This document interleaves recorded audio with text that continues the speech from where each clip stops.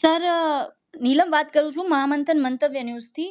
Sir, અમદાવાદની ફટાકડા ફેક્ટરીમાં ગઈકાલે એટલે કે શનિવારે એક પ્રચંડ બ્લાસ્ટ થયો અને તેના બાદ જે ઘટના સામે આવી, 9 લોકોના મોત થયા છે સર. આગ એટલી પ્રચંડ હતી કે આસપાસ જે સીસીટીવી વિડીયો પણ સામે આવ્યા છે તે પણ ચોંકાવનારા છે. સર, આ કોઈ પહેલી ઘટના નથી કે આગની આ પ્રકારની ઘટના પહેલી નથી. અગાઉ પણ આ પ્રકારની ઘટના બની ચૂકી છે અને ખાસ તો ફટાકડાની ફેક્ટરીમાં આગની ઘટનાની વાત કરીએ તો સર સવાલ અહીંયા એ છે કે આ પ્રકારની ઘટનાઓ છે તે અટકતી કેમ નથી અને જવાબદાર કોણ છે સર? નીલમબેન, જે વ્યક્તિ કોઈ પણ ઘટનામાંથી, વ્યક્તિ કે તંત્ર કોઈ પણ ઘટનામાંથી ધડો ન લે ને એનો કોઈ દી ધડો ન થાય. આ પેલી ઘટના હોત તો આપણે એમ વિચારીએ કે હવે આ ઘટના ઉપરથી આપણે ક્યાંક ધડો લઈએ. સાચી વાત. પરંતુ આ તો લગાતાર બનતી ઘટનાઓ છે આગની. આપણી પાસે ફાયર બ્રિગેડ નામે એક તંત્ર છે. હવે ઈ તંત્ર એવું છે કે આગ લાગે પછી જાય. બાકી આગ લાગ્યા પહેલા શું કરવું, આગ ન લાગે તો શું કરવું, આગ લાગે ત્યારે બચવું કઈ રીતે, આ બધી જ બાબતોનું લગતું ડિપાર્ટમેન્ટ જે હોવું જોઈએ, જેને આપણે ડિઝાસ્ટર મેનેજમેન્ટ કહીએ છીએ, ઈ વ્યવસ્થા ઊંધી છે અહીંયા. આપણું અહીં મેનેજમેન્ટ જ ડિઝાસ્ટર છે. કારણ કે સુરતની તક્ષશિલા આર્કેડ થી માંડી રાજકોટના ટીઆરપી ગેમ ઝોન, અમદાવાદની શ્રેય હોસ્પિટલ અને રાજકોટની કોવિડ હોસ્પિટલ, આ બધામાં આગની ઘટનાઓ બની અને ટોટલ તમે જુઓ તો સેંકડો લોકો એમાં હોમાઈ ગયા. બિલકુલ સાચી વાત. તંત્રએ ક્યાંય ધડો લીધો હોય એવું સાંભળ્યું ના. ઈનો ઈ લીપાપોથી, ઈનો ઈ જ વાત કે ભાઈ સ્થાનિક પોલીસ ત્યાં જાય ને ગુનો નોંધે ને એફઆરઆઈ થાય ને ધરપકડ થાય ને ચાર્જશીટ થાય ને અદાલતમાંથી ઈ લોકો જામીન ઉપર છૂટી જાય ને વાત થાય પૂરી. મોટી જાનહાની મોટી ઓલી થાય સંખ્યામાં તો મુખ્યમંત્રી થી માંડીને વડાપ્રધાન એને પૈસા ફાળવે, 4 લાખ ને 6 લાખ ને 10 લાખ ને લાશુના ભાવ થયા, સમજો ને. એટલે આનો કોઈ અર્થ નહીં. આ બધું જ આમને આમ ચાલ્યા કરે બેન, તો આનો કોઈ અર્થ નથી રહેતો. આ એનો અર્થ એક જ રહેશે કે આ દેશમાં ગરીબ કે શ્રમિક હોવું ને ઈ જ મોટો અપરાધ છે. કારણ કે ફાયર આ બધી તમે જુઓ ઘટનાઓ બને, માલિક કે માલિકના છોકરા કે એ નથી મરતા, ઈ તો એર કન્ડિશન ઓફિસમાં ટેસડા કરતા હોય, ઈ તંત્ર વાહકોને હપ્તા ખવડાવતા હોય. મરે કોણ? ગરીબ ને શ્રમિક બિચારા હોય જે જીવની સટોસટ આ બધું ખેલતા હોય અને મજૂરી કરતા હોય ને રોટલા રળતા હોય, ઈ એનું બજારાનું નખોદ નીકળી જાય આખું, સમજો. અમદાવાદની આ રામોલ ગાત્રડ રોડ ઉપરની આ ફેક્ટરી પાછું ક્યાંય છુપવું કે અંડરગ્રાઉન્ડ કે ગોડાઉનમાં કે કોકના મકાનમાં કે હોય કે એવું બને કે ભાઈ ખબર ન પડે. ખુલ્લા ખેતરમાં શેડ બનાવીને ચાલતી હતી, બોલો, ઓપન. હવે આ જે વિસ્તારમાં હાલતી હોય એના થાણાના ઇન્સ્પેક્ટર જેને કહેવાય પોલીસ ઇન્સ્પેક્ટર, એને શું ધોઈ પીવા? કોર્પોરેશન હોય કે મહાનગરપાલિકા હોય, જિલ્લા પંચાયત કે તાલુકા પંચાયત, આ ફેક્ટરી ઇન્સ્પેક્ટર નામનો જે હોદ્દો છે એને શું ધોઈ પીવો? ફાયર બ્રિગેડ છે સામાન્ય રીતે એટલું ઠીક છે, હળગે ત્યારે આવે છે, પણ હળગા પેલા ન હળગે એના માટે ફાયર બ્રિગેડે કોઈ દી ક્યાંય આમ સાવધાની રૂપે મોક ડ્રીલ કરી જવા દો. એ ઉલ્લુ બનાવવાનું કારખાનું છે. કારણ કે મોક ડ્રીલ એકાદી વખત કરવાથી કોઈ તાલીમાર્થી કે કોઈ પાકો પાબંદી ન થઈ જાય. વારંવાર અને સક્રિય રીતે તાલીમ આપવી પડે. હવે એમાં તો કેટલી વખત ફાયર બ્રિગેડના લોકો નિષ્ફળ જતા હોય છે. તમે જાણો, આપણે ઘણી વખત સાંભળીએ છીએ કે આગ લાગી હોય ત્યારે શું કે છે કે અંદર આગની એટલી બધી માથાકૂટ છે કે ફાયર બ્રિગેડ વાળા કે અમારે અંદર જવું બહુ અઘરું થઈ પડ્યું, એને કારણે મૃત્યુની સંખ્યા વધી ગઈ. તો કાકા તમને રાખ્યા હતા એટલા હાટું તો હોય છે ફાયર બ્રિગેડ, એટલે એ પણ ઉપાધિ છે. બીજું, તમામ જે આ ફટાકડા છે તો ફટાકડાનું એસોસિએશન છે. સુરતમાં પૂર આવ્યું ને કાપડના વેપારીઓ નુકસાન થયું, કાપડનું મહાજન એનું એસોસિએશન છે ને. રાજકોટ, અમદાવાદ, સુરત, વડોદરા બધા જ જગ્યાએ બધા જ પ્રકારના ધંધા ધાપા કરનારા લોકોના બધાના એસોસિએશન હોય છે ને. ઈ જ્યારે એસોસિએશનના સદસ્યોને કઈ મુશ્કેલી પડે ત્યારે ઈ લોકો ડખો કરીને ઉભા રહે સરકારથી માંડીને બધા સામે. પણ ભલામણા તમે સ્વયં એક સમસ્યા બની જાવ તો એનું શું? એનું કઈ નહીં. કોઈ મહાજન મંડળના પ્રમુખે આજ સુધીમાં કોઈ મહાન દુર્ઘટના પછી રાજીનામું આપ્યું એવું સાંભળ્યું? અહીંયા ટીઆરપી ઝોન થયો તો અહીંના જે કોઈ છે બધાને સાગઠિયા બાગઠિયાને જેલમાં પૂર્યા, એ બધું ઠીક છે, પણ જે અધિકારીઓ હતા આમાં બે જવાબદાર, ઈ થી માંડી અને આવા જે વેપારી મંડળોના એસોસિએશન કોઈએ પણ શરમ અનુભવી ખરી?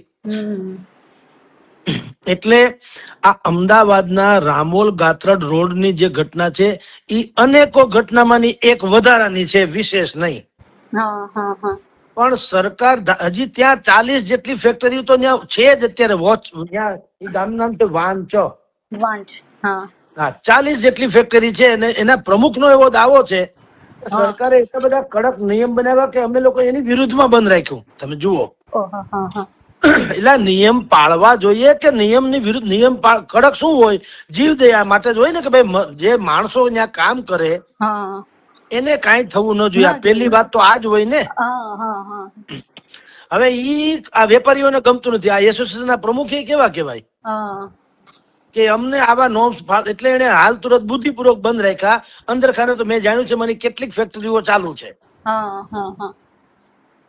અને આવી જ ઘટનામાં છેલ્લા 5 વર્ષમાં 20 જેટલી ઘટના બની છે અને એમાં સેંકડો લોકો હોમાઈ ગયા છે. આમાં પ્રોબ્લેમ જે બીજા બધા લોકો કે છે ને એનાથી હું જુદી વાત કરું બેન. બધી જ ચેનલ થી માંડીને દુનિયાભરમાં તમે જોઈ લો, એક મુદ્દાનો કાર્યક્રમ હાલે છે કે આના ગેરકાનૂની હતી તો ચાલતું હતું, તો એક તંત્રવાહકો ને એના માલિક, આ બે લોકોને ઉપર તમે ધોષ બોલાવો ને એ જવાબદાર ગણાય. સાચી વાત. બરાબર. પણ જે બીજા કેટલાક બે જવાબદાર લોકો જે છે એને જવાબદાર શું કામ નથી ગણતા એ કહું છું હું. જેમ કે ક્યાંય કોઈ નથી બોલતા કે ભાઈ આ જે વિસ્તારમાં આવી હોય ફેક્ટરી, એના પોલીસ કઈ ખબર તો હોવી જોઈએ ને, પોલીસ ઇન્સ્પેક્ટર ને કઈ આવું એક્સપ્લોઝિવ વિસ્ફોટક પદાર્થો બની રહ્યા છે. સાચી વાત. સારું છે, ફટાકડા છે, કાલ તો કોઈ બોમ્બ નાખવાની ફેક્ટરી નાખે તો પોલીસ ને ખબર ના પડે, એ પોલીસ ને હું ધોઈ પીવો. પછી ફેક્ટરી ઇન્સ્પેક્ટર એને ઇન્સ્પેક્શન તો કરવું છે ને. ઇન્સ્પેક્ટર શબ્દ છે ઇન્સ્પેક્શન એ ઉપરથી આવેલો છે ને.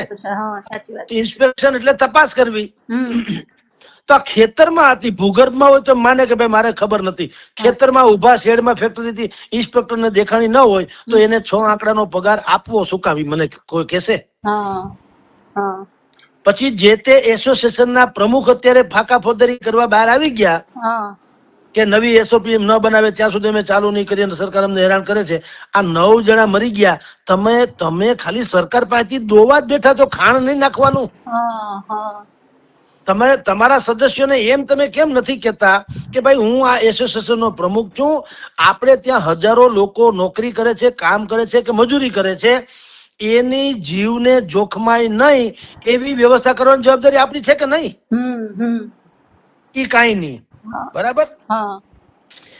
અને જે પોલીસ હવે ગુનો નોંધશે, અત્યારે નોંધાઈ ગયો, અમદાવાદ ની વાત કરું તો એક ધરપકડ પણ થઈ છે. કલ્પેબલ હોમોસાઇડ. એમાં શું છે? અપરાધ મનુષ્ય વધ. જુઓ, આપણા શ્રોતાઓ આપણને જે આ તમારી ચેનલ થકી સાંભળે ને એને બહુ કાન ખોલીને સાંભળવા જેવી વાત છે. આ કલમ જે છે ને અપરાધ મનુષ્ય વધ, એટલે શું ખબર છે કે એનો ઈરાદો નતો કે કોઈ મરી જાય, પણ માત્ર ભૂલ થઈ ગઈ, ભાઈ બેદરકાર રહ્યા એમ. એટલે એને આરામથી જામીન મળી જાય. આ વકીલો જે બુદ્ધિપૂર્વક, એટલે વકીલો આવા તો અનેકો કેસ થયા છે, બધાને જામીને મળ્યા છે, બધામાં એક જ હરકી કલમ છે. એટલે ભલા માણસ તમારી બેદરકારી કોકની જિંદગી બરબાદ કરી નાખે તો એને તમે ભૂલ કઈ રીતે કહી શકો? આ એક પ્રકારની છટકબારી મતલબ. બિલકુલ. એટલે જે પોલીસ ગુનો નોંધે ને એ ગુનામાં 302 ની કલમ, ખૂનની ગુનાની કલમ લગાડવી જોઈએ. આ પહેલી વાત. કે આ ખૂન જ કર્યું છે તમે, બેદરકારી નું. હાલો મને આવડતું નથી, ગાડી હાંકતા ન આવડતી હોય અને હું ખટારો લઈને નીકળું અને પછી હું કર તો યાર તમે આ રસ્તામાં આવ્યા એ બધા ભોવાઈ ગયા, મારે કઈ ઈરાદો નતો, પણ તને આવડતું નતું તો હાઈકો શું કરવા? એમ તમારી પાસે જો કોઈ એન્ટી ફાયર બ્રિગેડ ના કોઈ પણ એન્ટી ફાયર ની કોઈ વ્યવસ્થા નથી, સિસ્ટમ નથી, તો તમે આ ડિંડક કર્યું શું કરવા? કારણ કે તમારા છોકરા તો સ્વિટરલેન્ડ માં ફરે છે, તમારા છોકરા તો એસી વાળી ગાડીઓમાં ફરે છે, મરશે કોણ? આ અત્યારે જે 9 જણા ઓફ થઈ ગયા એ ગરીબ માણસો, શ્રમિકો. સર સવાલ એ છે કે કઈ પ્રકારની કાર્યવાહી કરવામાં આવે, કેવા પ્રકારના ગુનાઓ નોંધવામાં આવે તો આવી ઘટનાઓ ના બને, ઓછી થાય? बहुत अच्छी बात है બેન, જો આ મુદ્દા ઉપર સરકાર કે તંત્ર કે સંલગ્ન તમામ લોકો ધ્યાન આપે ને તો યા તો ઘટનાઓ બનતી અટકે અથવા તો નહીવત થાય. અને ગુજરાતના ઇતિહાસમાં સુવર્ણ અક્ષરે લખાય એવો ચુકાદો અદાલતે આપવો પડે જો હવે આપણે બોલવા જઈએ છીએ એવું થાય તો. વાત એમ છે, સૌથી પહેલા તો જે ગુનો નોંધે છે એમાં ખાલી અપરાધ મનુષ્ય વધ નહીં પણ ખૂનની ગુનાની કલમ 302 પણ ઉમેરવામાં આવે. નંબર 1 તમે વાત કરી. વાત નંબર 2, આમાં કેવળ ને કેવળ જે તે યુનિટના માલિક જ નહીં, જેમ આમાં ફટાકડામાં છે ને મેહુલ દોડિયા ને રસીલાબેન દોડિયા ને હાર્દિક સાદિક સૈયદ ને, ઈ તો ઠીક, ઈ તો છે જ, પણ એફઆરઆઈ માં આરોપી તરીકે જે તે વિસ્તારના પોલીસ ઇન્સ્પેક્ટર, થાણેદાર છે ને ઈ, પછી જે તે મહાનગરપાલિકા કે નગરપાલિકા કે જિલ્લા તાલુકા પંચાયત કે જે હોય તે એના ફેક્ટરી ઇન્સ્પેક્ટર, પછી ફાયર બ્રિગેડ ના પણ અધિકારી, અને જે તે યુનિટ ના એસોસિએશન હોય એના પણ અધિકારી, તદ ઉપરાંત મામલતદાર. કારણ કે એનામાં બુદ્ધિ હોવી જોઈએ. મામલતદારની ફરજ શું છે કે ભાઈ માનવ વસાહતોથી દૂર આ પ્રકારની એને ગ્રીન સેફટી ઝોન કહેવામાં આવે છે. બરાબર. આ પ્રકારની ફેક્ટરીઓ એ માનવ વસાહતોથી દૂર છે કે કેમ અને એ વ્યવસ્થિત છે કેમ એ મામલતદારે પણ ધ્યાન આપવાનું થાય છે. બરાબર. એટલે હવે પેલું મેં તમને કીધું તેમ કે એક તો 302 ની કલમ, પછી આરોપી તરીકે ખાલી આ યુનિટના માલિકો જ નહીં, ભાગીદારો જ નહીં, પણ સ્થાનિક પોલીસ ઇન્સ્પેક્ટર, ફેક્ટરી ઇન્સ્પેક્ટર, મામલતદાર, ફાયર બ્રિગેડના ઓફિસર્સ અને જે તે એસોસિએશનના પ્રમુખ, એને પણ આરોપી તરીકે આમાં બતાવવા જોઈએ. આ બીજા નંબરની વાત. વાત નંબર 3, ચાર્જ શીટ જે શબ્દ છે ને એના ઉપર આવું. ચાર્જ શીટ બનાવતી વખતે અત્યારે શું થાય છે, કોઈ પણ ઘટનામાં પોલીસ જે છે ચાર્જ શીટ બનાવે છે પંચનામું કરીને. એ પંચનામામાં આલિયા માલિયા જે કોઈ રસ્તામાં હોય બહાર ઉભાડીને કે ભાઈ તમે આ જોયું, શું ઘટના બની હતી, હું નહીં, એમ કરી અને અષ્ટમ પષ્ટમ પંચનામું કરે અને પછી એના આધારે થોડી ઘણી તપાસ પૂછતાછ જે વગેરે કરે અને પછી ચાર્જ શીટ દાખલ કરે. પણ એમાં એટલી બધી કાનૂની ગૂંચવણ અને છટકબારીઓ રહી જાય છે કે અપરાધીઓ આરામથી છટકી જાય. એટલે પોલીસે ચાર્જશીટ અને પંચનામું, આ પંચનામું બનાવતી વખતે હું તો હકીકતે કહું કે જે તે વિસ્તારના શ્રેષ્ઠ ક્રાઇમ રિપોર્ટર છાપાના, બિલકુલ અભ્યાસુ, જેના વિશે કોઈને સંદેહ ન હોય એની આવડત વિશે, એ એટલા માટે કઉ છું કે પત્રકારોએ અનેકો કિસ્સા જોયા હોય છે કે કેમાં કોણ શું કામ છૂટી ગયા. તો ઈ બારી બંધ થાય એટલે જે તે વિસ્તારના શ્રેષ્ઠ ક્રાઇમ રિપોર્ટરને પણ પંચનામા વખતે હાજર રાખવો જોઈએ. નંબર 1. નંબર 2, આ જે ઘટના બને, જેમ આમાં ફટાકડાની બની, મોરબીમાં પુલ તૂટ્યો, અહીંયા ટીઆરપી ઝોન થયું, અમદાવાદમાં હોડી ડૂબી ગઈ, એમ અલગ અલગ ઘટના બની ને, ઈ વિષયના નિષ્ણાંતને પણ પંચનામાથી માંડીને ચાર્જશીટ સુધીમાં સામેલ કરવા એની સલાહ લેવી. એ કોઈ અપરાધી નહીં, એની સલાહ લેવી કે એકેય વસ્તુ છટકી ન જાય. ત્રીજું, એમાં જે તે વિસ્તારના શ્રેષ્ઠમાં શ્રેષ્ઠ વકીલ હોય, ધારાશાસ્ત્રી, એડવોકેટ, એને પણ માર્ગદર્શક તરીકે સામેલ કરવા જોઈએ. બરાબર. જેથી કરીને નીચલી અદાલતથી માંડીને હાઈકોર્ટ સુધી જાય તો પણ એને જામીન ન મળે, અથવા તો સજા તો જે થવી હોય સજામાંથી તો છટકી ન જ શકે. આ થઈ મેં તમને ગુનો નોંધવો અને ચાર્જશીટ બનાવવાની વાત. જી જી જી. ચોથું, અત્યારે શું કર્યું સરકારે, 4 લાખ રૂપિયા આના દાજી ગયા 50,000 એવું ડિંડક બહાર પાડે ને દર વખત કરે છે એવું. આ ખોટી પ્રથા છે. ભૂલ કોકની, સજા કોકને, એવું ન હોય. મુખ્યમંત્રી કે પ્રધાનમંત્રી એનો જે રાહત કોષ હોય છે એટલે કે ભંડોળ, એ કોના માટે છે? સામાન્ય નાગરિકો માટે જ છે, બસ જરાય સંદેહ નથી. પણ કેવા કિસ્સાઓમાં જેમાં માણસ પોતે લાચાર હોય, તંત્ર લાચાર હોય, અને જે કોપને આપણે નિવારી ન શકીએ, જેમ કે ભૂકંપ,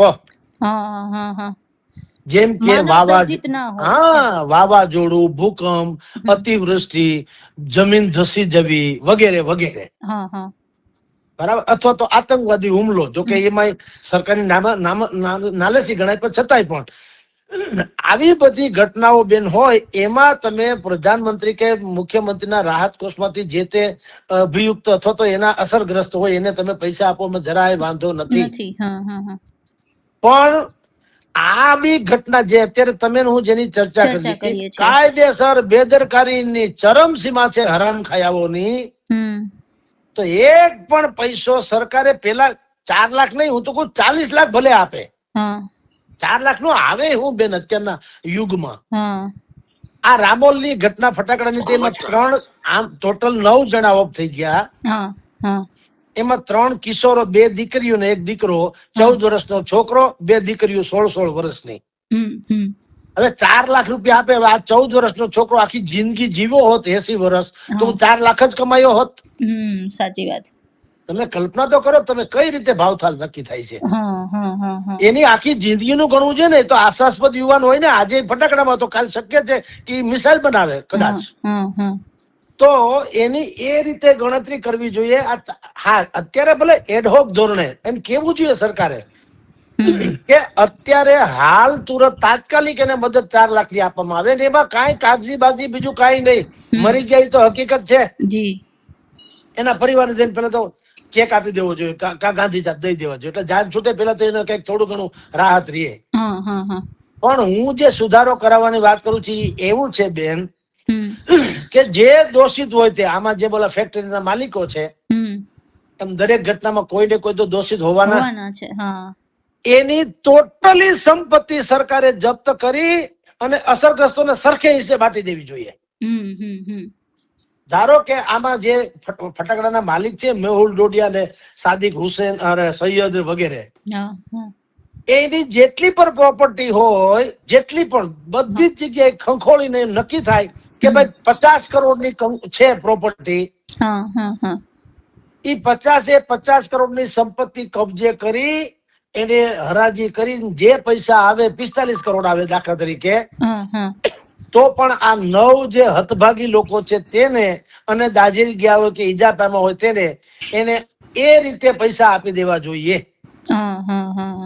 તો ધડો બેસે અને કારખાનેદારો સમજે કે ન કરે નારાયણ ને આપણે ત્યાં આવી કોઈ ઘટના બનશે તો આપણું બધું જ સત્યાનાશ થઈ જવાનું.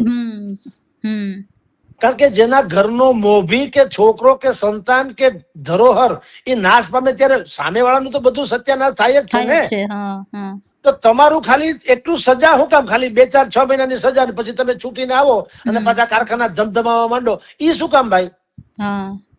અને સરકારના ભંડોળમાંથી પૈસા શું કામ? ભૂલ સરકારે કરી છે? નહીં. ભંડોળ સરકારના પગાર એટલે મુખ્યમંત્રી કે વડાપ્રધાનના પગારમાંથી ભંડોળ નથી આવતું, તમારા મારા ટેક્સમાંથી જાય છે. તો કોકનું પાપ છે એની સજા પ્રજા શું કામ ભોગવે? અને ઈ પાપી શું કામ મજા કરે? એટલે એની તમામ સંપત્તિ જપ્ત કરવી જોઈએ, એક્વાયર કરી લેવી જોઈએ સરકારે, અને એનો બજાર ભાવે જે આવે એનો તાત્કાલિક નિવેડો લાવી. અને અત્યારે શું કરવું જોઈએ? અત્યારે એકાદ મહિનાની અંદર નક્કી થાય કે આની ટોટલ આટલી સંપત્તિ છે એ કન્ફર્મ થઈ જાય અને એનો બજાર ભાવ જે આવે એ પણ થોડું ઘણું નક્કી થઈ જાય, એની અડધી 50% રકમ તો પેલા ઓલા પીડિતોને આપી દેવી જોઈએ. એટલે એક એક પીડિતના ભાગે કરોડ, 2 કરોડ, 5 કરોડ રૂપિયા આવે તો એની જિંદગી ક્યાંક ગાડી પાટે ચડે. કારણ કે એને જે ગુમાવ્યું છે એનું કોઈ મૂલ્ય થઈ શકે એમ નથી. સાચી વાત. આ એક વાત બરાબર છે. બીજું તમને કહું છું કે ડિજિટલ જીઓ ટેગિંગ અને મોનિટરિંગ સતત થવું જોઈએ. જ્યાં આ પ્રકારનું વિસ્ફોટક જે પદાર્થોનો ઉપયોગ થાય એવી ફેક્ટરી હોય, જ્યાં જીવલેણ નીકળવાની સંભાવના હોય, જ્યાં માનવ કે શ્રમિકોનું જીવન જોખમમાં હોય, એવી જેટલા યુનિટ ને જેટલા ધંધા છે એનું ડિજિટલ જીઓ ટેગિંગ અને મોનિટરિંગ સતત થવું જોઈએ. અને એનો એક કંટ્રોલ રૂમ હોવો જોઈએ. સર, આ વિશ્વભરમાં પણ આવી પ્રકારની ઘટનાઓ સ્વાભાવિક છે, થતી જશે, તો ત્યાં કઈ પ્રકારની સુવિધા હોય છે? એ પણ જો આપણી સરકારથી મંત્રીઓથી માંડીને અધિકારીઓ જલસા કરવા જાય છે વિદેશમાં, પણ બુદ્ધિના બારદાનો ક્યારેય ત્યાંથી સારી કોઈ ટેકનિક કે વ્યવસ્થા કે જેને કહેવાય માળખું ઈ અહીં લઈ આવતા નથી ને અમલ નથી કરાવતા. આગની ઘટનાને લાગે વળગે ત્યાં સુધી અત્યારે તમને કહું તો વિશ્વભરમાં સિંગાપોર સિવિલ ડિફેન્સ ફોર્સ આખા વિશ્વમાં પ્રસિદ્ધ છે. બરાબર. Singapore civil defence force, SCDF. Okay. એનો એક ધ્રુવ મંત્ર છે. જેમ આપણે બંધારણમાં અને કાયદામાં કેમ કહીએ છીએ કે 100 અપરાધી ભલે છૂટી જાય, એક નિર્દોષને સજા ન થવી જોઈએ, એને ધ્રુવ મંત્ર કહેવાય. બીજ મંત્ર, આપણું ટૂંકમાં મોટિવ. સમજ્યા? એવી રીતે સિંગાપોરમાં આ મેં તમને જે કીધું, સિંગાપોર સિવિલ ડિફેન્સ ફોર્સ જે છે એ પછી USA અને UK એટલે લંડન ઇત્યાદિ, રાઈટ? યુનાઇટેડ કિંગડમ, એમાં પણ નેશનલ ફાયર પ્રોટેક્શન એક્ટ અને એસોસિએશન વગેરે છે. ઓકે. આ બે વિશ્વભરમાં પ્રખ્યાત છે. એના માપદંડો બહુ બહેતરીન છે અને ધ્રુવ મંત્ર પણ બહુ ઉત્તમ છે. ધ્રુવ મંત્ર શું છે એનો ખબર છે? એનો ધ્રુવ મંત્ર છે prevention is better than cure. આપણે અહીંયા બોલીએ બધા, પણ એનો અમલ કઈ નહીં. Prevention is better than cure એટલે કે સારવાર છે એના કરતા સાવધાની વધારે સારી. તમે હળગી જાવ પછી હું મલમ લગાડું એના કરતા ન હળગો એ જ કરવાનું હોય ને. એટલે જ્યાં ડિઝાસ્ટર મેનેજમેન્ટ ની જે વ્યવસ્થા છે એ બહેતરીન છે કે ઈ કોઈ દિવસ ઘટના ન બને એના માટે સાવધાન રહીએ. આપણે બન્યા પછી બંબા ઉપડે આગ ઠારવા, પછી મકાનો જમીનો ચણાઈ જાય, ગેરકાયદેસર બધું ચણાઈ જાય આખી વસાહતો, પછી નીકળે બુલડોઝર લઈને, હાલો ગામડા ભાંગવા. ઘૂસણખોરો લાખોની સંખ્યામાં, બાંગ્લાદેશી ઘૂસણખોરો થી માંડી ને બધા લાખોની સંખ્યામાં ઘૂસી જાય, આધાર કાર્ડ બનાવી લે, રેશનિંગ કાર્ડ બનાવી લે, અહીંયા નોકરી ધંધા કરવા માંડે, આપણી ખાનગી વાતો પુગાડી દે, સત્યાનાશ થઈ જાય. પછી આપણું તંત્ર જાગે, હવે SRI કરો, આ પાપી લોકોને કાઢો. એટલે આપણે આગ લાગે ને ત્યારે કૂવો ખોદવા માંડીએ છીએ, પણ પાણી તૈયાર એવી રીતે નથી રાખતા કે કોઈ દી આગ લાગે જ નહીં. એટલે વિશ્વમાં જે બે સિંગાપોર, યુનાઇટેડ કિંગડમ, અમેરિકા, એની જે હું વાત કરું ત્યાં એવી વસ્તુ છે કે ત્યાં મેનેજમેન્ટ ડિઝાસ્ટર નથી, ડિઝાસ્ટર મેનેજમેન્ટ છે. આપણે ત્યાં તમે જુઓ, પાણી હમણાં સુરતમાં પૂર આવ્યું ને અહીંયા સૌરાષ્ટ્રમાં પૂર આવ્યું ને ઘેડ પ્રદેશમાં પાણી ભરાઈ જાય છે. ત્યારે તમે ક્વિક રિસ્પોન્સ સેલ જેવું ઓલી જે લાલ ચટ્ટાપટ્ટા પહેરેલા લોકોને હોળી સાથે ભાળો છો, આખું વર્ષ ક્યાં જઈ રાજા રામ જાણે. વરસાદના 2 છાંટા પડે અને પાંખું વાળા જે મકોડા ફૂટી નીકળે, ખબર? પાંખ વાળા મકોડા બણબણવા, એની જેમ ક્યાંક પૂર આવે ત્યારે આપણે આ લોકોને જોઈએ છીએ કે કેસરી ચટ્ટાપટ્ટા વાળા લોકોને. પણ 12 માસ શું કરે છે રાજા રામ જાણે. તો ભલા માણસ, તમને આવડત છે કે કોઈ ડૂબતા માણસને કેમ બચાવવો, રેસ્ક્યુ કેમ કરવું, તો 12 માસ પગાર તો તમારો ચાલુ છે ને. તો તમે ભણાવો નહીં કોઈને, તમે વ્યસ્ત શું કામ નથી રહેતા? એટલે એને કહેવાય જવાબદારી, accountability. UK, United Kingdom, America અને સિંગાપોર વગેરેમાં જે ઘટના બને એના તમામ ડિપાર્ટમેન્ટના લોકોને એની એકાઉન્ટેબિલિટી ત્યાં નક્કી થાય, જવાબદારી. અને એને પ્રતિપક્ષ એટલે કે આરોપી ગણવામાં આવે. આપણી ત્યાં રામના રાજ છે, બરાબર. એને કઈક ધડાકો થાય પછી આ લોકો બંબા લઈને નીકળે, પછી બધા અધિકારીઓને વાચા ફૂટે અને શું કે આ કારખાનું જે ફટાકડાનું હાલતું હતું એનું લાયસન્સ રદ કરી દેવામાં આવ્યું હતું 2 વર્ષ પહેલા અને ગેરકાનૂની ચાલે. પણ ગેરકાનૂની તારી આંખું ફૂટી ગઈ હતી, તે ચાલવા શું કામ દીધું? હપ્તા લેવા માટે. એટલે તમને કહું છું કે આપણે ત્યાં જવાબદારી નક્કી નથી થતી, એટલે આવી ઘટનાઓ સતત ને સતત બનતી રહે છે. હવે હમણાં જ હું એક બીજી ટીવી ચેનલ ઉપર હતો અને ભારતીય જનતા પાર્ટીના પ્રવક્તાએ કીધું કે ભાઈ અમે જો એને એમ કીધું કે જગદીશભાઈ ભલે ગમે તે વાત કરે પણ અહીંયા કાયદાનું શાસન છે, અદાલત જામીન આપે એમાં અમે કઈ કરી શકીએ નહીં. પણ મેં એને કીધું કે તમે એવી ચાર્જશીટ બનાવો છો શું કામ કે જામીન મળી જાય? એ તો ગજબ છે ને. મારે હું કહું કે આ ઘી ને આગ ભેગું રાખો તો ભડકો થાય ને. આપણા ઘરમાં ઘી તો હોય છે તો આપણે ચૂલાની માથે ઘી રાખીએ છીએ નહીં, આપણે એને અલગ કબાટમાં રાખીએ છીએ. પેટ્રોલ છે તો અલગ રાખે, ગામમાં ડીઝલ પેટ્રોલ નો જથ્થો રાખી મૂકે ખેતી કરવા, ટ્રેક્ટરમાં નાખવા. તો તમે એને પૂછો તમે ક્યાં રાખો છો? એ ડ્રમ રાખ્યું હોય છે, તમે એનું ફળિયું હોય વીઘા એકમાં તો હાવ ખૂણામાં રાખ્યું હોય, એ કઈ ચૂલા પાસે ના રાખે. તો એટલી બુદ્ધિ તો હોવી જોઈએ ને કે તમે ચાર્જશીટ એવું બનાવો કે તમને જામીન મળે જ નહીં. એટલે મેં તમને પેલા કીધું ચાર્જશીટ કે પંચનામું બનાવતી વખતે જે તે ક્ષેત્રના નિષ્ણાંત લોકો હોય ને એને, એના વકીલોને, એના પત્રકારોને, ક્રાઇમ રિપોર્ટિંગ કરતા હોય તો પત્રકારોને, એવા લોકોને સાથે રાખી અને પંચનામું કરવું જોઈએ અને એની ચાર્જશીટ પણ એવી બનાવવી જોઈએ જેમાં એડવોકેટ, ધારાશાસ્ત્રી હોય ને જે તે વિસ્તારના, એને કહેવાય.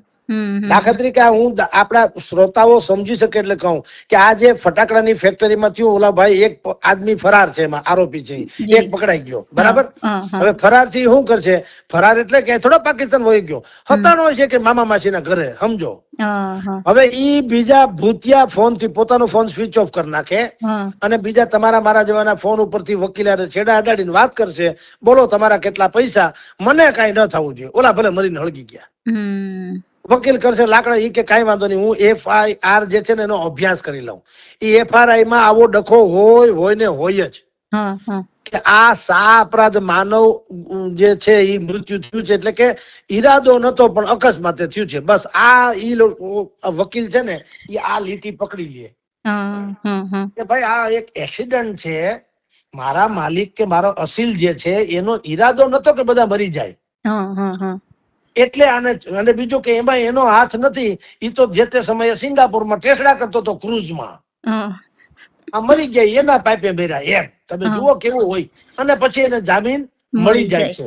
પણ તમે એમાં 302 ની કલમ ઉમેરો કે આ 9 જણાનો તું હત્યારો છો, કારણ કે તને ખબર જ છે કે તારો ધંધો હરફ પકડવા જેવો જોખમી છે, તો તે પ્રિવેન્શન એટલે કે એની માટે તે દેખરેખ કે કાળજી શું કામ ન રાખી?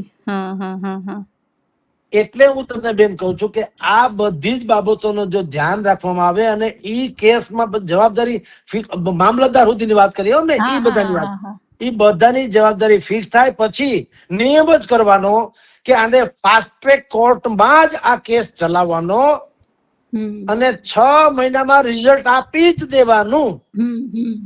અને રિઝલ્ટમાં પણ ખાલી સાદિક સૈયદ કે મેહુલ ડોડિયા કે રસીલા ડોડિયા કે ઈ લોકો નહીં, મેં જે તમને મામલતદાર સહિતના લોકો ગણ્યા, PI થી માંડીને ફેક્ટરી ઇન્સ્પેક્ટર, ફાયર બ્રિગેડના અધિકારી ને જે તે યુનિટના માલિક, એસોસિએશનના પ્રમુખ, આ બધાને એક વખત ધડારૂપ સજા થવી જોઈએ, ફાંસી અથવા તો આજીવન કેદ, તો ખબર પડે, ઇતિહાસમાં દાખલા બને. હવે બને ભારતીય જનતા પાર્ટીના પ્રવક્તાએ કીધું કે જગદીશભાઈ કે છે પણ કાયદા આગળ અમારું ન ચાલે કારણ કે ન્યાયતંત્ર આમ ને તેમ. તો મેં એને એમ કીધું કે ઉત્તર પ્રદેશ ભારતમાં છે કે વિશ્વના બીજા કોઈ દેશમાં છે? તો ન્યાય કાયદો ને ન્યાયતંત્ર છે કે નથી? છે, બરાબર છે. તો જ્યુડિશરી યોગી આદિત્યનાથની પોલીસને કાં નથી નડતી? માફિયાઓને શૂટ કરી દે છે કે નહીં? જી જી જી. અને માફિયાઓ વકીલ કઈ રીતે રોકે ખબર છે? મને જામીન ન મળે એવી વ્યવસ્થા કરો એમ.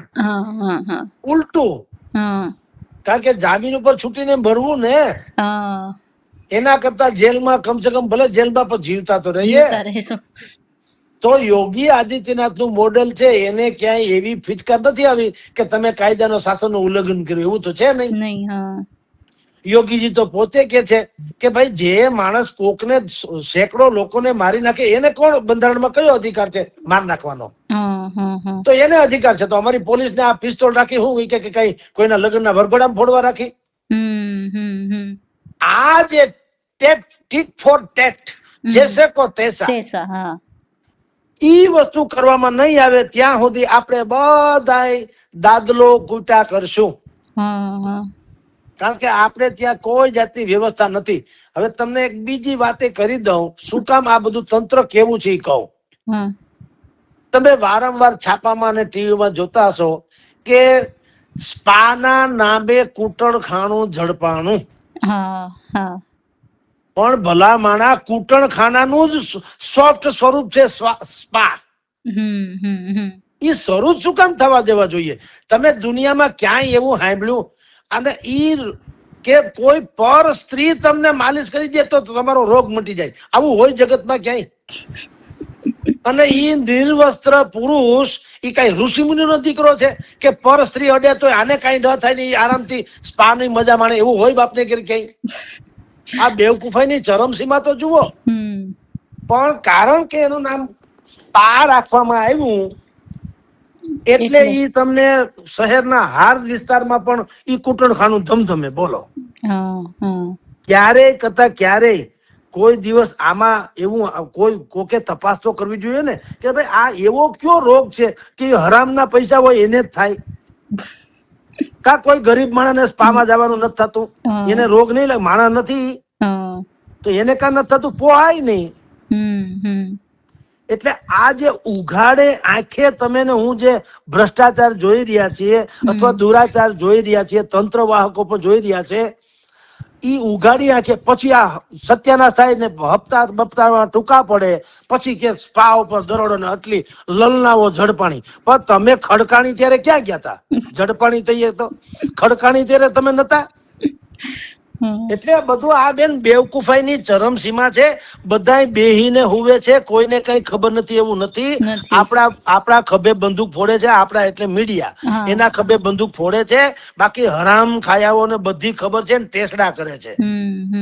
મેં એક ટીવી ચેનલમાં એમ પણ કીધું છે, તમને કહું ને આપણા બધાને એમ ન લાગે કે આપણે ગામ ઉપર જ આંગળી ચીંધીએ.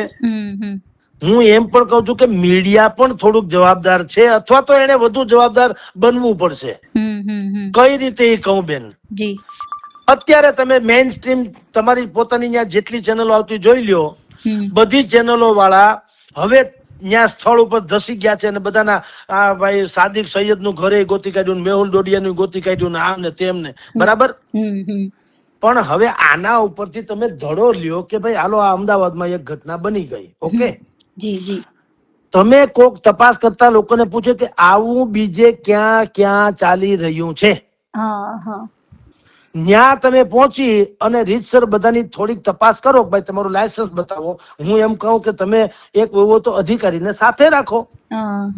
જેમ જાથા અહીંયા જાથા છે ઓલા જ્ઞાન વિજ્ઞાન શાખા વાળા જયંત પંડ્યા રાજકોટના, તો જન જ્ઞાન વિજ્ઞાન વાળા ઈ શું કરે છે? પોલીસને સાથે લઈને દરોડો પાડે છે ને, તો છાપામાં બધું આવે છે.